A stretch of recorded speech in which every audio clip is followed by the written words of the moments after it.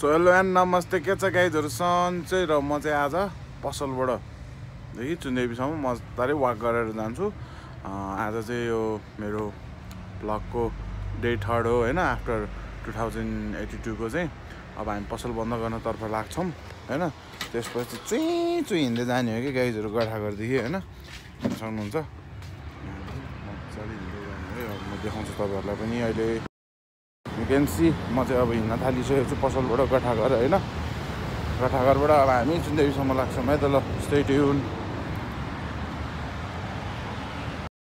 Guys. म चाहिँ अहिले चाप्लो बाटो पुगेँ। जिउ चाहिँ एकदम तातिसकेको छ, तर पसिना चाहिँ आएको छैन हैन। अब यहाँबाट ठिमतिर जाऊँ। ठिमीसम्म पुग्दा चाहिँ कति पसिना आउँछ है त, हेरौँ है त। ठिमी पुग्दा चाहिँ जिउ तातिसकेको छ, तर पसिना नि आइसकेको छ है, हेर्नु सक्नुहुन्छ है।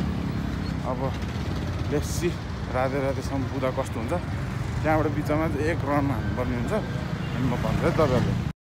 तर गाइजहरू, तपाईँहरू चाहिँ हिँड्ने बेलामा जहिले यो साइड होइन कि जहिले राइट साइड हिँड्नुपर्छ है आफूभन्दा, किनभने पछाडिबाट आएको भेहिकलले देख्दैन, तिनीहरूले गरेर नि एक्सिडेन्ट हुने चान्स धेरै हुनसक्छ है। ल म चाहिँ राधे पुग्न लागिसकेँ। अब लगभग स्वेट मजाले आइसकेको छ गाइज। गठाघरदेखि यहाँ राधेसम्म आउँदा पनि थाकेको छैन, हुन्छ राधेको बिल्डिङ।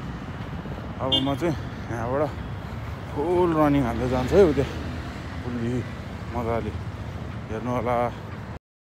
पुग्छु यहाँबाट है, त्यहाँ पुलसम्म कति म पुग्छु हेर्नु त।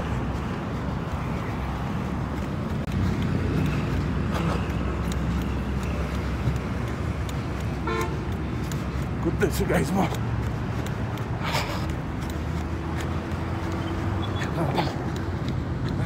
ठुलो यो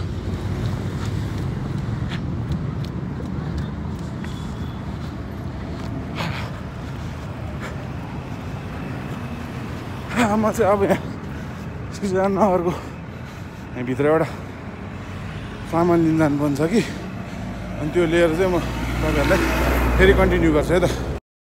आजको भिडियो चाहिँ अलिकति लामो भयो गाइजहरू, किनभनेदेखि म गठाघरदेखि आएको थिएँ नि त हो, त्यही भएर चाहिँ अलिकति लामै भयो होइन।